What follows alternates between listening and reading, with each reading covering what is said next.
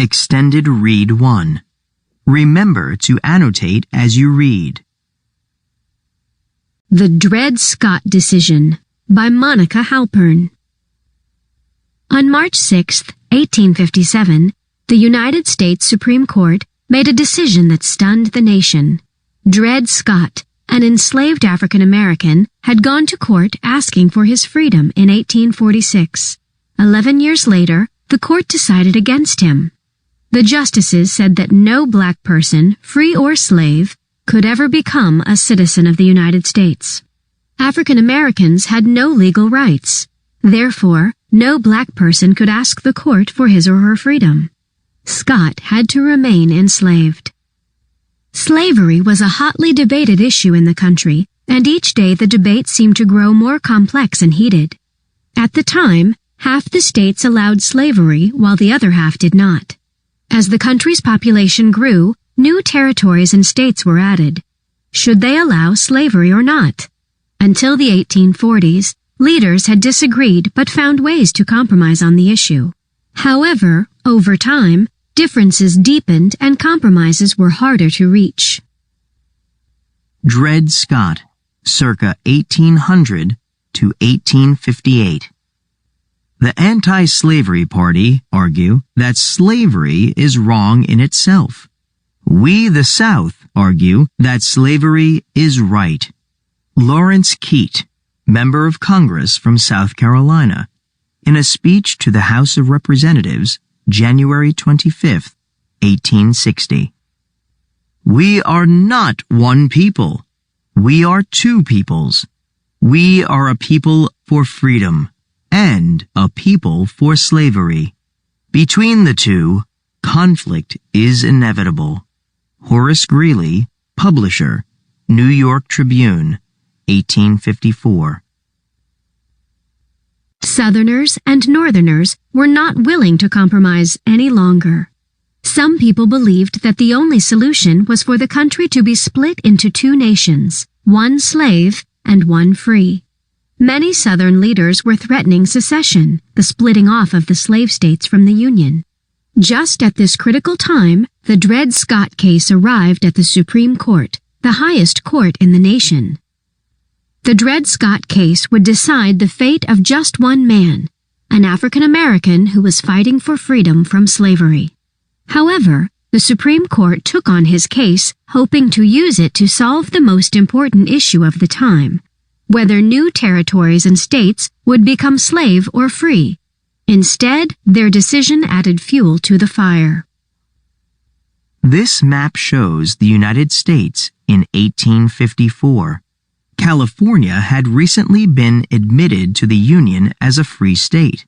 The borders of Texas were settled. In a new compromise, lawmakers agreed that Utah Territory and New Mexico Territory would decide later whether they would become slave or free states. Who was the man at the center of this case? Dred Scott had been enslaved his whole life. He could not read or write. He was in his 40s when he began his struggle for freedom. Yet he never gave up and steadfastly continued to fight through many disappointments. Scott was born to enslaved parents in Virginia around 1800. He was owned by Peter Blow. By 1830, Blow had moved his family and his slaves to St. Louis, Missouri. In Missouri, Scott was sold to an army surgeon, John Emerson. Emerson was sent on military assignments to Illinois, a free state, where he and his slaves stayed for more than 2 years. Then Emerson took Scott to live with him in Wisconsin Territory, also free. Scott married another slave, Harriet, in Wisconsin. Their daughter Eliza was born there as well. Emerson was then transferred to Louisiana, where he married Eliza Sanford. Emerson and his wife moved back to Wisconsin Territory and then to St. Louis, where Emerson died in 1843.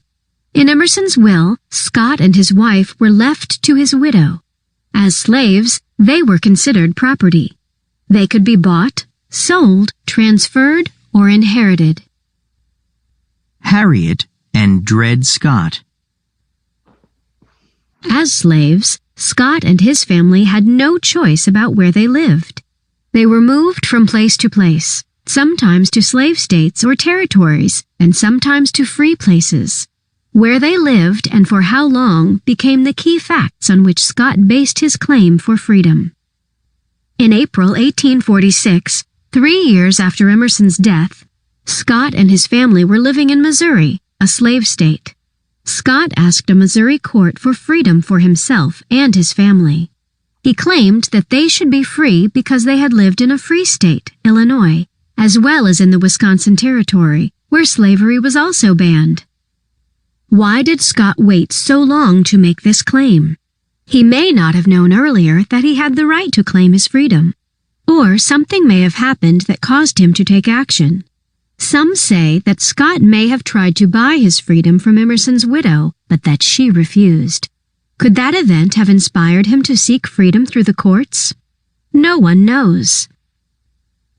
Dred Scott, a man of color, respectfully states that he is claimed as a slave.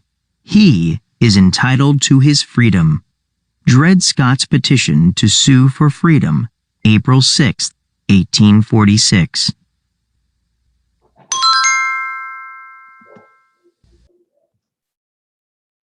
The first trial began in June 1847 in Missouri State Court. Scott lost. In a new trial, the court found for Scott and his family, declaring them free because they had lived in a free state and a free territory. Eliza Emerson was not happy with this decision. Some say she didn't want to lose the earnings she made by hiring the Scotts out to others. She appealed the decision, asking that the case be heard again in a higher court, the Supreme Court of Missouri. In 1852, this court overturned the earlier ruling, saying that Scott and his family were still slaves. Scott didn't give up. He continued his fight in the United States Circuit Court. However, in 1854, that court also ruled that Scott and his family were still slaves. Earlier, slave states like Missouri had sometimes freed slaves who had lived in a free state for a long time. This is why Scott thought he had a chance, but opinions against freeing slaves had hardened in the meantime. This is the old courthouse in St. Louis, where Dred Scott fought for his freedom. Times now are not as they were when the previous decisions on this subject were made. Missouri State Supreme Court, 1852, saying that they were returning Dred Scott to slavery because ideas about slavery had changed. Still, Scott fought on. In December 1854, he took his case to the highest court in the land, the United States Supreme Court. The trial began in February 1856. 10 long years had passed since Scott had started his legal fight for freedom. By this time, people all over the nation were following the case. With tensions high, both Southerners and Northerners had a big stake in the results. On March 6, 1857, the 9 justices of the Supreme Court filed into the courtroom and took their seats. Chief Justice Roger Taney began to read his majority opinion. It took him more than 2 hours to read the decision. He wrote that black people have no rights which any white man was bound to respect. He said that because of Scott's race, he was not a citizen and had no right to sue under the Constitution. There was more. Taney also said that the federal government had no right to interfere with the free movement of property throughout the territories. Property referred to the slaves. This decision canceled out the Missouri Compromise of 1820, which for nearly 40 years had limited the territories where slavery could be practiced. The Dred Scott decision provoked battles. This 19th century hand-colored woodcut shows a fight at Fort Scott, Kansas.